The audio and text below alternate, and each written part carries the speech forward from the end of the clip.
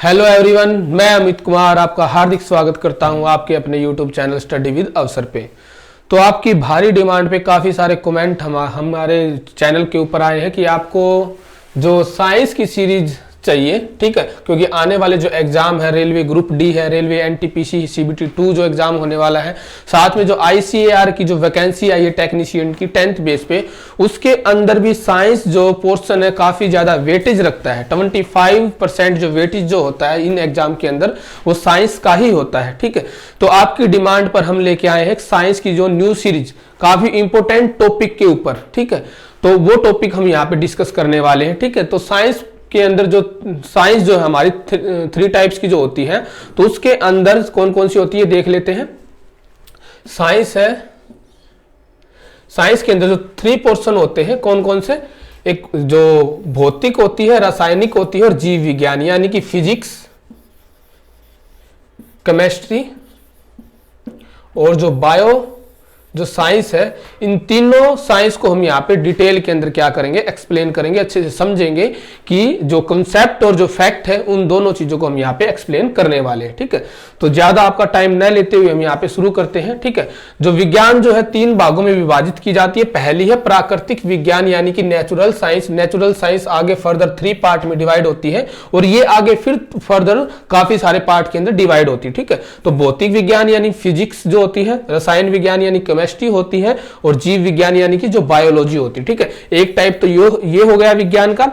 एक होती है औपचारिक विज्ञान यानी फॉर्मल साइंस। फॉर्मल साइंस के में हम किसके बारे में पढ़ते हैं, मैथमेटिक्स के बारे में पढ़ते हैं और साथ में जो रीजनिंग होती है इसके बारे में हम इसके अंदर पढ़ते हैं, ठीक है। फिर आती है सामाजिक विज्ञान यानी सोशल साइंस। सोशल साइंस के बारे में हम मानव व्यवहार के बारे में पढ़ते हैं और जो समाज सोसाइटी जो है या फिर जो पॉलिटी वगैरह जो होती है इन चीजों के बारे में हम सामाजिक विज्ञान के अंदर पढ़ते हैं।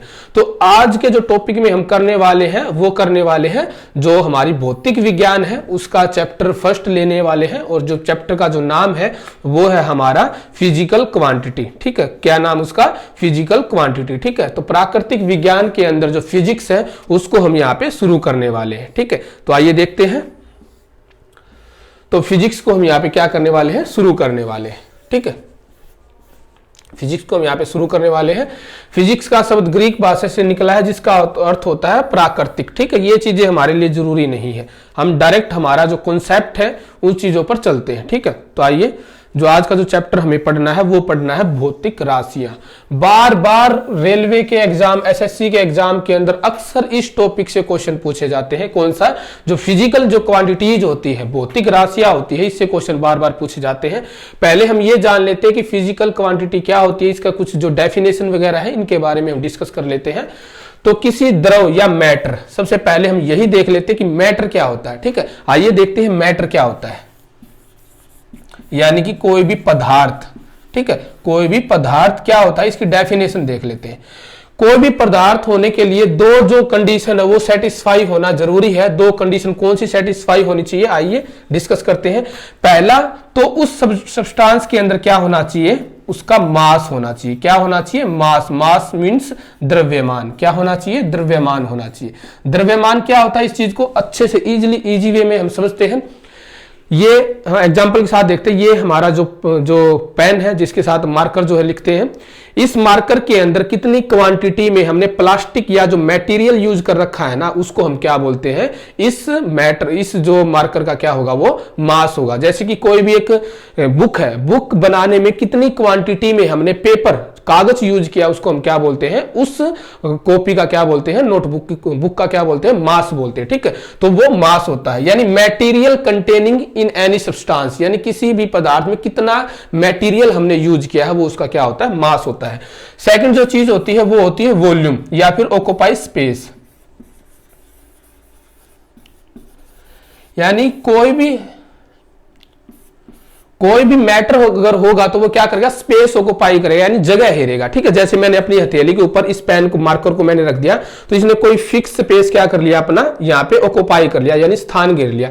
तो अगर ये 2 प्रॉपर्टी अगर किसी चीज के अंदर है तो वो क्या कहलाएगा, मैटर कहलाएगा, ठीक है। जैसे कि बुक हो गया, बुक को हम रखेंगे तो उसका कुछ मास है, उसके अंदर जो क्वांटिटी है पेपर की, और साथ में उसने कोई एरिया कवर किया होगा, ऑक्यूपाई किया होगा, ठीक है।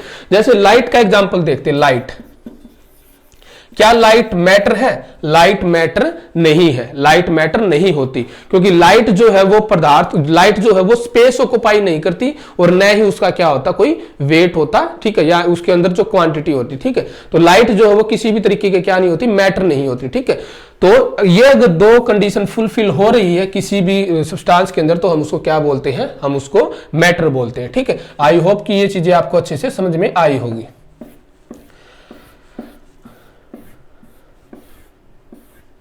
आइए आगे कंटिन्यू करते हैं हमारे इस टॉपिक को। देखिए, तो आपने मैटर की डेफिनेशन देखी कि सही स्थिति का मतलब उसकी जो कोऑर्डिनेशन है उसकी इंफॉर्मेशन हमें मिले और साथ में उसका जो मैग्नीट्यूड है, मात्रा यानी कितनी क्वांटिटी है, उसकी स्थिति के बारे में, स्थिति मतलब जो डायरेक्शन हो सकती है या फिर कोऑर्डिनेशन हो सकता है, साउथ दिशा में, जो ईस्ट में, नॉर्थ में, तो अगर उसकी दिशा दे रखी हो या फिर कोऑर्डिनेशन जो एक्स वाई जेड होते हैं हमारे, ठीक है, कोऑर्डिनेशन ये आप हायर लेवल की क्लासेस के अंदर पढ़ते हो, और साथ में उसकी क्वांटिटी मैग्नीट्यूड यानी मात्रा अगर दे रखी हो कि सही स्थिति का अगर हमें पता करना हो, किसी परिघटना की सटीक व्याख्या के लिए जिन पदों का उपयोग किया जाता है उन्हें भौतिक राशियां कहते हैं, ठीक है। तो अगर हमें किसी की सही स्थिति और मात्रा को अगर जानना हो तो जिस चीज से हम उसको रिप्रेजेंट करेंगे उसको हम क्या बोलते हैं, भौतिक राशियां बोलते हैं। जैसे एक एग्जांपल लेते हैं, शुगर। हम किसी शॉप पे गए और हमने बोला कि हमें शुगर चाहिए, चीनी चाहिए, ठीक है। तो दुकानदार पूछता है कि आपको कितनी शुगर चाहिए, तो हम बोलते हैं 5 kg, ठीक है। यानी क्या है, यहाँ पे एक हमने सटीक इंफॉर्मेशन दी है कि हमें चीनी चाहिए कितनी क्वांटिटी में, मात्रा में 5, और उसकी यूनिट भी हमें बता दी क्या होती है, केजी। तो ये क्या होता है, भौतिक राशियां होती है, ठीक है। एक किसी भी चीज को रिप्रेजेंट करने की जो सही जो चीज व्याख्या करने के लिए जो पद होते हैं उनको हम क्या बोलते हैं, भौतिक राशियां हम उसको बोलते हैं, ठीक है। इन चीजों को हम आगे और भी अच्छे से डिटेल में देखने वाले हैं। देखिए, तो ये भौतिक राशियां होती है। भौतिक राशियां दो तरीके की होती है, एक होती है सदिश राशि यानी स्केलर बोलते हैं हम, जिसको हम स्केलर क्वांटिटी बोलते हैं, और एक होती है सदिश राशि, इसको हम बोलते हैं वेक्टर क्वांटिटी। वैसे ये 3 तरीके की होती है, पर हमारे यहाँ पे यूज पे सिर्फ 2 ही आती है, ठीक है। एक होती है स्केलर यानी कि सदिश अदिश, और एक होती है वेक्टर, इसको क्या बोलते हैं, सदिश बोलते हैं, ठीक है। तो आइए देखते हैं सदिश राशि यानी कि असदिश राशि यानी कि स्केलर क्वांटिटी क्या होती है। तो स्केलर क्वांटिटी वो होती है जब हम किसी मैटर की बात करें तो उस मैटर के अंदर सिर्फ हमें क्वांटिटी दे रखी हो, क्या दे रखी हो, क्वांटिटी दे रखी हो, और वहां पे डायरेक्शन की बात ना हो, यानी दिशा जो डायरेक्शन है वो गिवन ना हो, दिशा हमें नहीं बता रखी हो, ऐसी राशि को हम क्या बोलते हैं, ऐसी राशि को हम दिस राशि बोलते हैं, यानी स्केलर क्वांटिटी बोलते हैं, ठीक है। जैसे मैंने अभी एग्जांपल दिया था, हम शॉप पे गए, दुकानदार से हमने 5 kg क्या ली, चीनी ली, तो इसमें क्या दे रखा, हमें सिर्फ क्वांटिटी या फिर मैग्नीट्यूड भी बोलते हैं, क्या बोलते हैं, मैग्नीट्यूड बोलते हैं, ठीक है, मैग्नीट्यूड। इसमें हमने क्या दिया, सिर्फ क्वांटिटी का पता है, मैग्नीट्यूड का पता है कि हमें 5 kg क्या चाहिए, चीनी चाहिए, शुगर चाहिए, ठीक है। तो ऐसी क्वांटिटी या फिर ऐसी राशि जिन्हें व्यक्त करने के लिए केवल परिणाम यानी मैग्नीट्यूड की आवश्यकता होती है, अदिश राशियां कहलाती है। इन राशियों के साथ कोई दिशा नहीं होती, ठीक है, इन राशियों के साथ कोई दिशा नहीं होती। हम ऐसे थोड़े बोलेंगे कि हमें शुगर चाहिए, हमें पश्चिम दिशा से शुगर ला के दो, हमें पूर्व दिशा की तरफ से शुगर ला के दो, हम ऐसा नहीं बोलते। हम डायरेक्ट बोलते हैं शॉपकीपर को कि हमें 5 kg शुगर चाहिए, 5 किलो चीनी चाहिए, ठीक है। तो ऐसी राशियों को हम क्या बोलते हैं, ऐसी राशियों को हम असदिश राशियां बोलते हैं, को सामान्य बीजगणितीय विधि से जोड़ा जा सकता है। जो अलजेब्रा जो होता है उसके अंदर हम इस चीज का यूज करते हैं। ये जोड़ के त्रिभुज नियम का पालन नहीं करती। देखिए कितनी इंपॉर्टेंट ये स्टेटमेंट यहां पे लिखी गई है, जो अदिश राशियां है वो त्रिभुज के नियम का पालन नहीं करती। जैसे एग्जांपल दे रखे द्रव्यमान, द्रव्यमान को हम क्या बोलते हैं, मास। जैसे मैंने कहा कि एक बुक है उसका मास कितना है, 5 kg, तो हम ये थोड़े बोलेंगे कि जो बुक का मास 5 kg है वो पूर्व दिशा की तरफ है या दक्षिण दिशा की तरफ है, ऐसा नहीं बोलते। हम डायरेक्ट बोलते हैं कि कोई भी सब्सटेंस है वो 5 kg का है, 6 kg का है, ठीक है। चाल दूरी यानी स्पीड, मेरी बाइक की स्पीड 40 किलोमीटर पर आवर है, तो क्या बोलेंगे, हमारी जो बाइक की स्पीड 40 किलोमीटर पर आवर, ये थोड़े बोलेंगे कि वो उत्तर दिशा की तरफ है या फिर पूर्व दिशा की तरफ है, ठीक है। ऐसी चाल होती है आयतन, वॉल्यूम, ठीक है। वॉल्यूम जो होता है कार्य, वर्क जो होता है वो भी क्या है, स्केलर क्वांटिटी है। याद रखना आपको, वर्क के जो यूनिट हम यूज करते हैं, ठीक है, वर्क को डिफाइन करने के लिए जो हम चीज यूज करते हैं, फोर्स इंटू डिस्प्लेसमेंट, ये दोनों ही जो फॉर्मूले हैं ना, फोर्स यानी बल और डिस्प्लेसमेंट यानी विस्थापन, ये वेक्टर क्वांटिटी के एग्जांपल है। पर जो कार्य जो होता है ना, वो हमेशा स्केलर क्वांटिटी का क्या होता है, एग्जांपल है। तो वर्क को आपको याद रखना, क्योंकि वर्क का फॉर्मूला आता है फोर्स इंटू डिस्प्लेसमेंट, और फोर्स और डिस्प्लेसमेंट दोनों ही किसके एग्जांपल है, वेक्टर क्वांटिटी के। पर जो वर्क जो होता है ना, वो स्केलर क्वांटिटी के अंदर आता है। अक्सर यहां पे बच्चे मिस्टेक करते हैं। शक्ति यानी जो पावर जो होती है, ठीक है, पावर जो होती है यानी रेट ऑफ डूइंग वर्क जो होता है, वो भी किसका एग्जांपल होता है, ये भी स्केलर क्वांटिटी का एग्जांपल होता है। एग्जाम के अंदर कैसे क्वेश्चन आएंगे, आपको क्वेश्चन दिया जाएगा कि इनमें से कौन सी स्केलर क्वांटिटी है या फिर नहीं है। नीचे आपको 4 ऑप्शन दे दिए जाएंगे और ये ऑप्शन 3 ऑप्शन कोई फिल किए जाएंगे, एक ऑप्शन जो होगा वो वेक्टर क्वांटिटी का वहां पे पुट कर दिया जाएगा, ठीक है। तो आपको ये याद रखना है। एग्जाम्पल फिर से देख लीजिए आप एग्जाम्पल को फिर से देख लीजिए। जो द्रव्यमान यानी कि जो मास है, डिस्टेंस है, सॉरी दूरी जो है, डिस्टेंस है, चाल यानी स्पीड है, ये दूरी सॉरी है, दूरी जो होती है डिस्टेंस आती है, ठीक है, इसको डिस्टेंस बोलते हैं हम। स्पीड, चाल यानी स्पीड जो होती है, आयतन यानी कि वॉल्यूम होता है, ठीक है, कार्य यानी वर्क होता है, शक्ति यानी पावर होती है। तो ये किस चीज के एग्जांपल हैं, ये हमारे स्केलर क्वांटिटी के एग्जांपल हैं। अब बात करते हैं वेक्टर क्वांटिटी यानी कि सदिश राशियां। सदिश राशियां वो राशियां होती है, ठीक है, ऐसी क्वांटिटी होती है जिसके अंदर मैग्नीट्यूड के साथ साथ हमें डायरेक्शन भी क्या मिलती है, गिवन मिलती है, ठीक है, डायरेक्शन भी गिवन होती है और मैग्नीट्यूड यानी परिणाम भी उनका दिया होता है। वे भौतिक राशियां जिन्हें व्यक्त करने के लिए परिणाम के साथ साथ दिशा की भी आवश्यकता होती है, सदिश राशियां कहलाती है। गणितीय क्रियाओं में सदिश राशियों के परिणाम और दिशा दोनों का ध्यान रखना होता है, ठीक है। आइए इनके एग्जाम्पल भी हम देखेंगे। सदिश राशियां जोड़ के त्रिभुज नियम का पालन करती है। अक्सर एग्जाम के अंदर डायरेक्ट स्टेटमेंट पूछी जाएगी आपसे कि बताइए जो सदिश राशियां है वो त्रिभुज के जोड़ के नियम का पालन करती है, तो ऑप्शन दिए जा सकते हैं, करती है या नहीं करती, ठीक है। तो आपको याद रखना है ये जो त्रिभुज के जो जोड़ के नियम का पालन करती है। उदाहरण के लिए वेग जो होता है, ठीक है, वेलोसिटी वो बोलते हैं इसको। विस्थापन को हम डिस्प्लेसमेंट बोलते हैं। डिस्प्लेसमेंट क्या होती है इसके बारे में अभी बताता हूं आपको। बल यानी जो फोर्स होती है, संवेग जो होता है, ठीक है, मोमेंटम जो होता है, ठीक है, ये मोमेंटम कहलाता है। मोमेंटम क्या होता है, इन चीजों के बारे में डिटेल से हम पढ़ने वाले हैं। पहले यहाँ पे 2 वर्डों में बच्चों को काफी कंफ्यूजन होता है। देखिए, एक होती है डिस्टेंस, एक क्या होती है, डिस्टेंस, एक होती है डिस्प्लेसमेंट। ये काफी मिलते जुलते वर्ड है, इनको समझ लेते हैं। डिस्टेंस का मतलब होता है दूरी और डिस्प्लेसमेंट का मतलब होता है विस्थापन। आइए इन चीजों को अच्छे से समझ लेते हैं। डिस्टेंस क्या होता है और दूरी क्या होती है और जो डिस्प्लेसमेंट विस्थापन क्या होता है, इस चीज को मैं एक्सप्लेन करता हूं आपके आगे। देखिए, एक पॉइंट ए है और एक पॉइंट ये बी है, ठीक है। ये मान लेते ये हमारा क्लासरूम है और ये हमारा स्कूल के अंदर वॉशरूम है। तो अक्सर हम क्या करते थे, हम परमिशन लेते थे वॉशरूम की, तो हम ए से बी के बीच ये डायरेक्ट रास्ता बना हुआ है, पर हम क्या करते थे, टाइम पास करने के लिए ऐसे घूम कर जाते थे, ऐसे काफी टाइम लगाकर ऐसे वॉशरूम के अंदर जाते थे, ठीक है। तो डिस्टेंस यानी दूरी क्या होती है, ए पॉइंट से बी पॉइंट जाने में टोटल हमने कितनी हमने जो लेंथ है वो कवर की है, उसको हम क्या बोलते हैं, डिस्टेंस बोलते हैं, ठीक है। ए पॉइंट से हमें बी पॉइंट पे जाना था और कोई हमने पाथ चूज किया, कोई हमने रास्ता देखा, उस रास्ते पे हमने टोटल लंबाई कितनी तय की है, टोटल लेंथ कितनी कवर की है, इसको तो क्या बोलते हैं, हम दूरी बोलते हैं। इसको क्या बोलते हैं, हम दूरी बोलते हैं, ठीक है। दूरी जो होती है वो हमेशा पॉजिटिव होती है, दूरी हमेशा क्या होती है, पॉजिटिव होती है, ठीक है। तो सपोज कर लो कि ये पॉइंट ए था, ये पॉइंट बी था, ये ए है, ये बी है। ये जो डायरेक्ट अगर हम जाते तो सिर्फ ये जो रास्ता है वो 10 मीटर का था, ठीक है, पर हम ऐसे घूम कर गए हैं टाइम पास करने के लिए और हमने टोटल जो रास्ता तय किया वो कितना किया, हमने 20 मीटर का कर दिया। कितना कर दिया, 20 मीटर का कर दिया, ठीक है। मैंने मान लिया कि मैं यहां से घूमकर ऐसे जाता तो मैंने मान लिया 30 मीटर का मैंने यहाँ पे रास्ता क्या कर दिया, कवर कर दिया, ठीक है। तो जो टोटल रास्ता हमने तय किया वो क्या आ गया, दूरी यानी डिस्टेंस आ गई। पर डिस्प्लेसमेंट क्या होती है, डिस्प्लेसमेंट होती है बच्चों, यहां पे डिस्प्लेसमेंट को समझाता हूं आपको। डिस्प्लेसमेंट को देखते हैं कि ये पॉइंट एक ए था, ये पॉइंट बी था और उनके बीच का सबसे जो शॉर्टेस्ट जो डिस्टेंस होती है, सबसे शॉर्टेस्ट जो डिस्टेंस होती है, यानी सबसे छोटी जो दूरी होती है ना, वही क्या कहलाती है, हमारी डिस्प्लेसमेंट कहलाती है। क्या कहलाती है? डिस्प्लेसमेंट कहलाती है। ठीक है, ए पॉइंट ये था, बी पॉइंट ये था, इनके बीच जाने का सबसे छोटा स्ट्रेट वे जो होता है, सबसे जो डिस्टेंस डिस्प्लेसमेंट होती है वो स्ट्रेट होती है हमेशा। ठीक है, तो ये यहां से चलकर डायरेक्ट हम स्ट्रेट वे में इस पॉइंट की तरफ गए और सबसे छोटी जो दूरी हमने तय की वही क्या कहलाती है? डिस्प्लेसमेंट यानी विस्थापन कहलाती है। विस्थापन और जो दूरी में क्या फर्क होता है? दूरी जो होती है वो हमेशा पॉजिटिव होती है, पर जो हमारी जो विस्थापन है ना वो नेगेटिव भी हो सकती है। क्या हो सकती है? नेगेटिव भी हो सकती है। कैसे हो सकती है?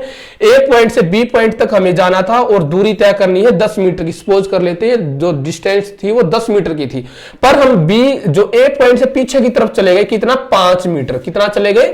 5 मीटर। तो जो यहाँ पे डिस्प्लेसमेंट होगी ना वो कितनी होगी? -5 हो जाएगी। कितनी हो जाएगी? -5 हो जाएगी, क्योंकि हमें जाना था बी की तरफ 10 मीटर दूर, पर हम चले गए ए के ठीक स्ट्रेट लाइन में पीछे की तरफ। तो जो डिस्प्लेसमेंट हो जाएगी ना हमारी, वो क्या हो जाएगी? माइनस में हो जाएगी।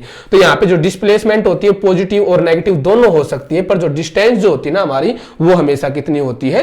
पॉजिटिव होती है। और एक चीज और याद रखनी है, डिस्टेंस हमारी स्केलर क्वांटिटी होती है। कैसी होती है? स्केलर यानी कि अदिश राशि होती है, पर जो डिस्प्लेसमेंट होती है ना हमारी, वो हमेशा वेक्टर क्वांटिटी होती है। क्या होती है? वेक्टर क्वांटिटी होती है। आई होप कि मैंने आपको बिल्कुल बेसिक वे में ये समझाया है और आपको ये चीजें समझ में आई होगी। इसी तरीके से आगे भी जो क्लास जो हम टॉपिक करेंगे बिल्कुल इतने ही इजी वे में हम वहां पे मैं आपको समझाने वाला हूं।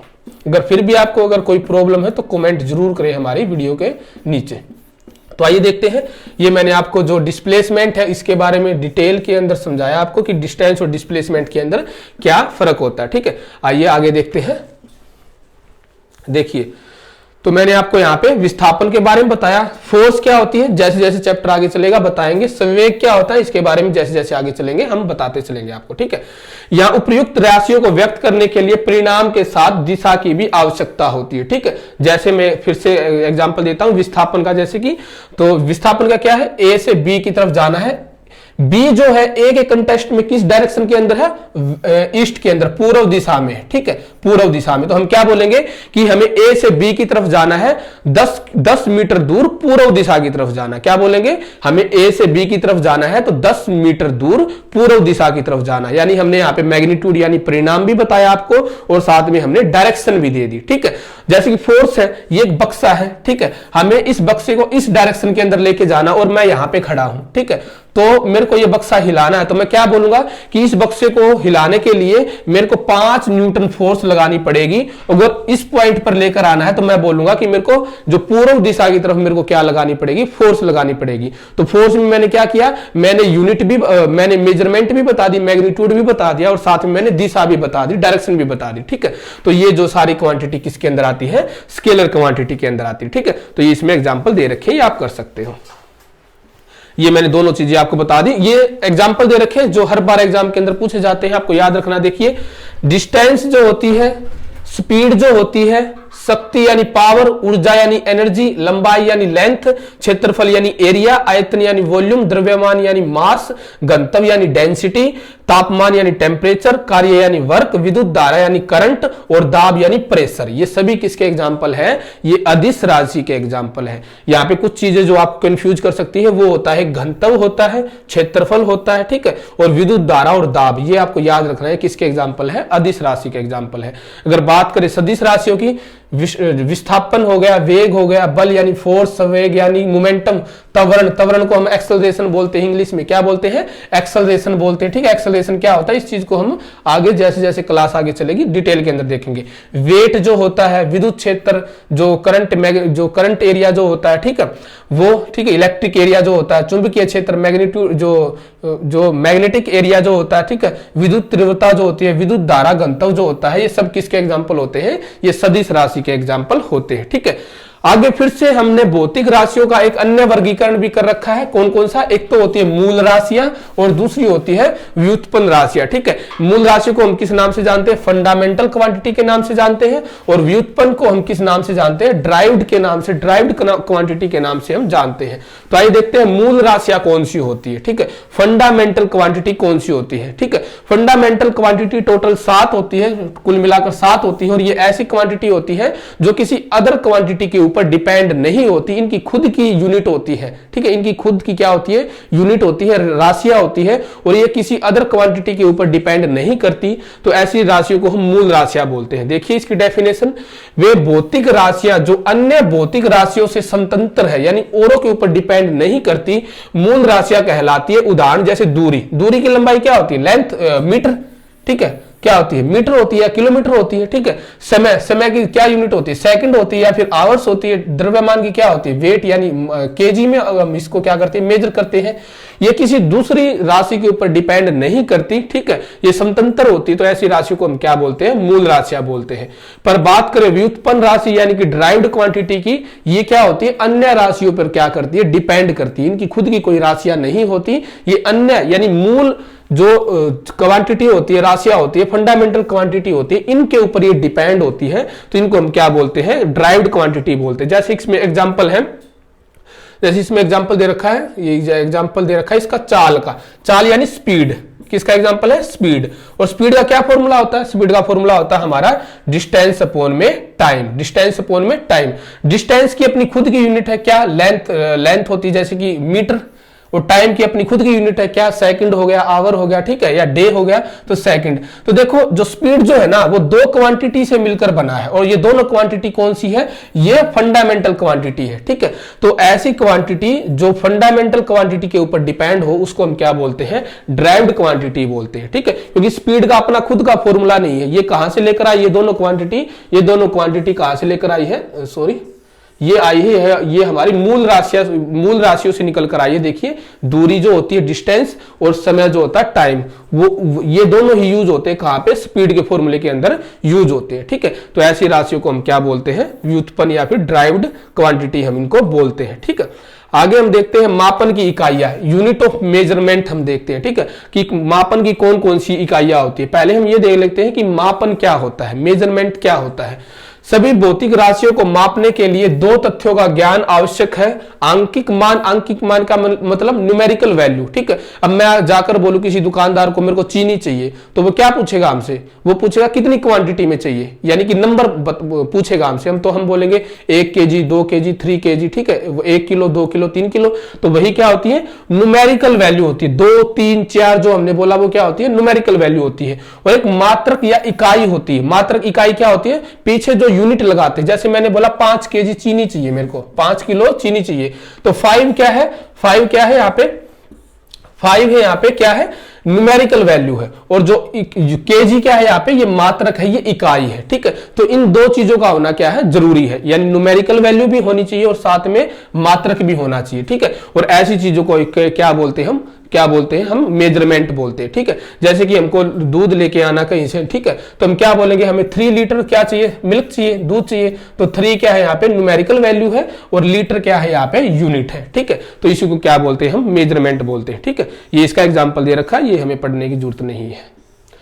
आइए मात्रक की बात कर लेते हैं, यूनिट कौन कौन सी यूनिट होती है इनके बारे में हम बात कर लेते हैं। देखिए किसी भौतिक राशि को मापने के अंतरराष्ट्रीय रूप से स्वीकृत मानक इकाई को इकाई या मात्रक कहा जाता है, ठीक है। जो सभी देशों के अंदर जो क्या हो, मान्य हो, स्वीकृत हो, उसको क्या बोलते हैं, अंतरराष्ट्रीय इकाई बोलते हैं। जैसे सभी देशों के अंदर जो टाइम की जो इकाई है वो क्या है, सेकंड है।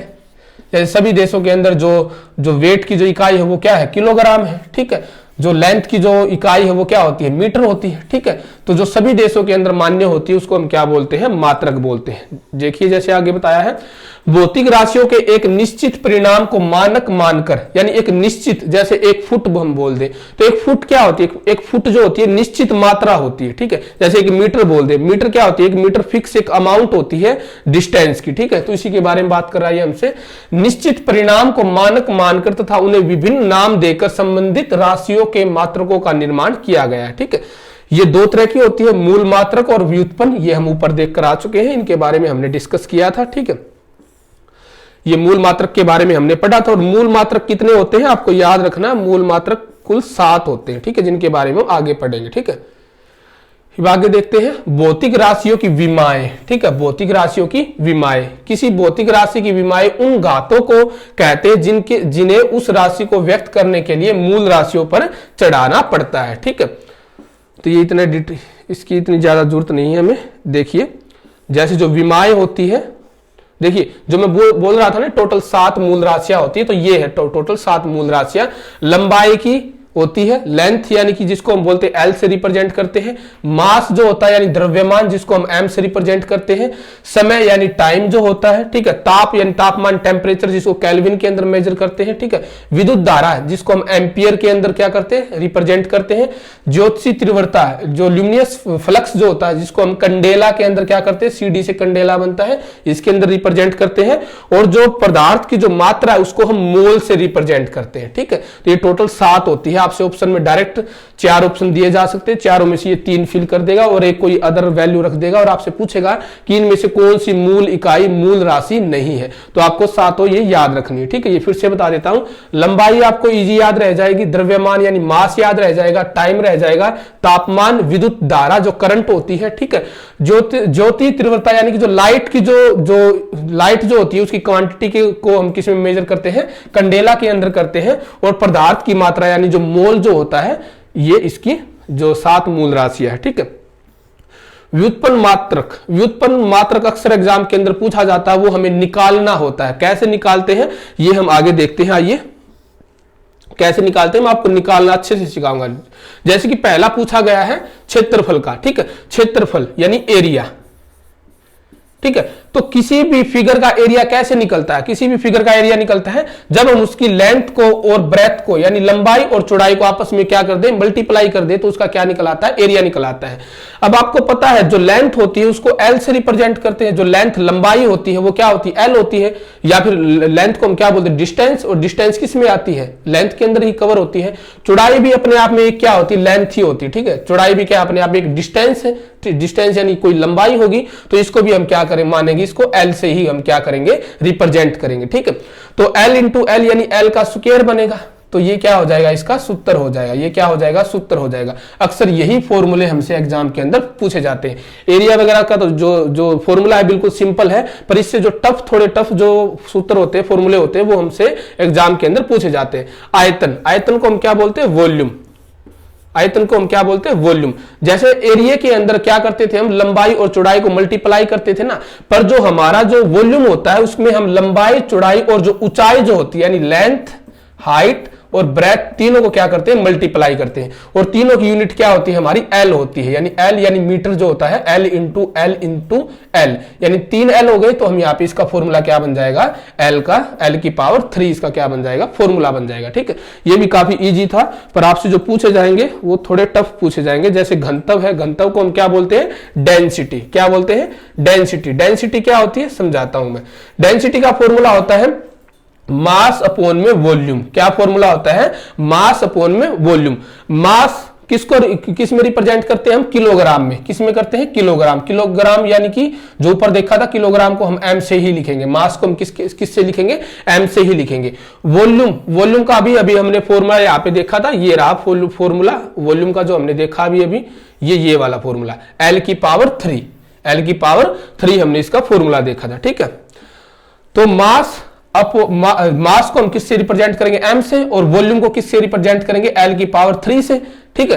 तो एल की पावर जो नीचे है जब ऊपर चली जाएगी तो क्या हो जाएगा, ये जो 3 होगा, जो पावर होगी वो क्या हो जाएगी, इसकी नेगेटिव में चली जाएगी। तो इसका फॉर्मूला क्या बनेगा, एम इंटू एल की पावर -3, एम इंटू एल की पावर -3 क्या बन जाएगा, इसका फॉर्मूला बन जाएगा, ठीक है। तो ये इसका फॉर्मूला बन गया। जैसे आगे वेग को क्या बोलते हैं, वेलोसिटी। वेग को क्या बोलते हैं, वेलोसिटी बोलते हैं हम, ठीक है। वेग का फॉर्मूला क्या होता है, वेग का फॉर्मूला होता है डिस्प्लेसमेंट अपॉन में टाइम। क्या फॉर्मूला होता है, विस्थापन बटे में समय, डिस्प्लेसमेंट अपॉन में टाइम। डिस्प्लेसमेंट होती है वो डिस्टेंस होती है, ठीक है। डिस्टेंस को किससे मेजर करते हैं हम, लेंथ से, यानी एल से रिप्रेजेंट करेंगे। और टाइम तो टाइम होता है, टाइम को हम टी से ही रिप्रेजेंट करेंगे, तो अपॉन में क्या लिख देंगे, टी। और टी की पावर यहाँ पे क्या है, 1 है। 1 वैसे रिप्रेजेंट करने की जरूरत नहीं होती, पर जैसे ही टी ऊपर चला जाएगा तो टी किस में चला जाएगा, माइनस में चला जाएगा। तो इसका फॉर्मूला क्या बन जाएगा, एल इंटू टी की पावर -1 यहाँ पे फॉर्मूला इसका बन जाएगा, ठीक है। और थोड़ा टफ देखते हैं हम आगे, देखिए त्वरण को क्या बोलते हैं, एक्सेलरेशन बोलते हैं। क्या बोलते हैं, एक्सेलरेशन बोलते हैं, एक्सेलरेशन बोलते हैं इसको, ठीक है। इसका फॉर्मूला होता है, वो होता है rate of change of velocity upon में time, rate of change of velocity upon में टाइम, ठीक है। तो वेलोसिटी का फॉर्मूला अभी हमने देखा था, क्या देखा था, एल इंटू टी की पावर -1, L इंटू टी की पावर -1, और ये टाइम है तो टाइम फिर से नीचे हम लिखेंगे। तो जब ये टाइम है ऊपर जाएगा तो क्या हो जाएगा, माइनस पावर करेगा, और ऊपर पहले से ही टी की पावर -1 है तो क्या हो जाएगा 2t की पावर माइनस, जो टी की पावर क्या हो जाएगा वहां पे -2 हो जाएगा। क्योंकि जो वेलोसिटी का जो फॉर्मूला अभी अभी हमने देखा क्या था, वेलोसिटी का फॉर्मूला था L टी की पावर -1, पर यहाँ पे डिस्प्लेस जो एक्सेलरेशन है यानी त्वरण जो है उसके अंदर पहले से ही एक नीचे और टी है, तो जब ऊपर जाएगा तो ये भी अपनी पावर क्या कर देगा, इसमें ऐड कर देगा, तो यहाँ पे क्या बन जाएगा -2 बन जाएगा। ठीक है, और देखते हैं संवेग।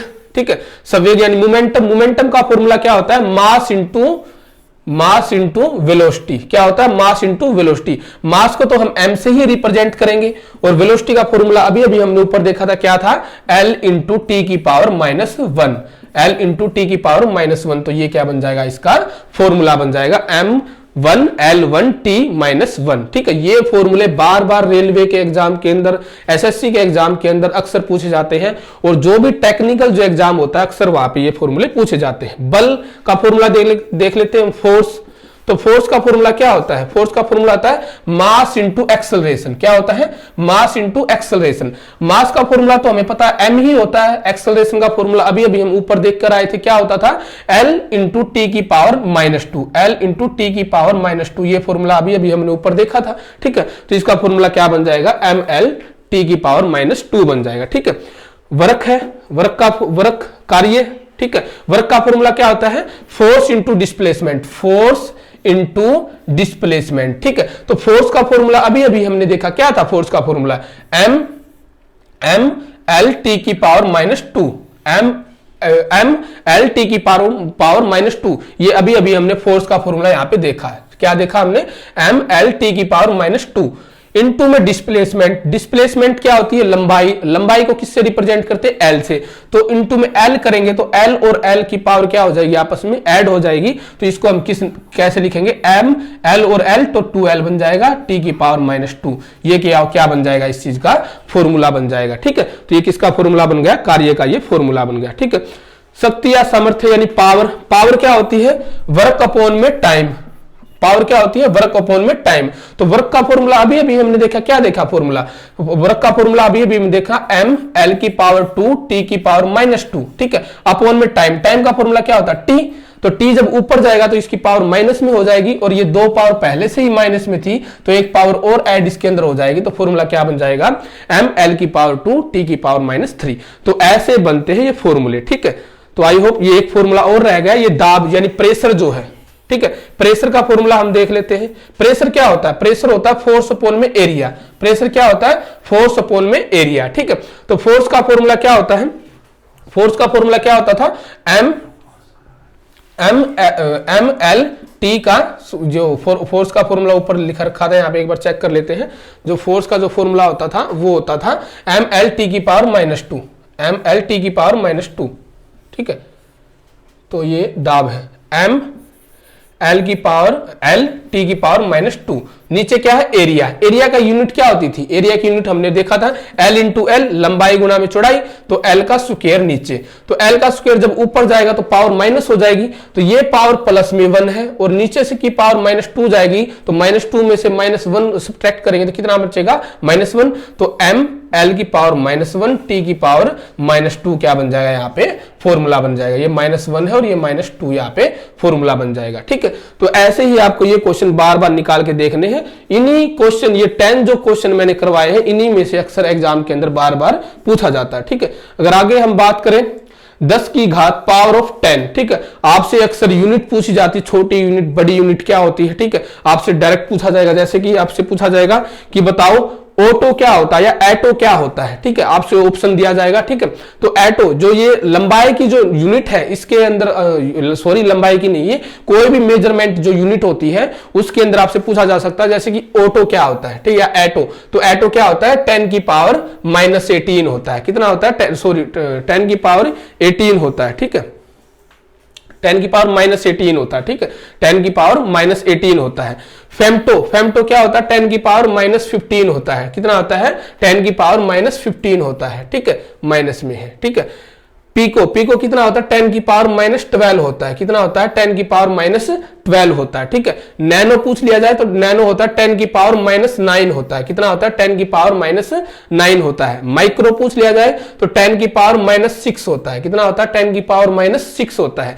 मिली पूछ लिया जाए तो 10 की पावर -3 होता है, ठीक है। और सेंटी पूछ लिया जाए तो 10 की पावर -2 होता है, और डेसी पूछ लिया जाए तो 10 की पावर -1 होता है, ठीक है। अक्सर ये एग्जाम के अंदर बार बार पूछे जाते हैं, ठीक है। अगर मीटर या ग्राम की पूछ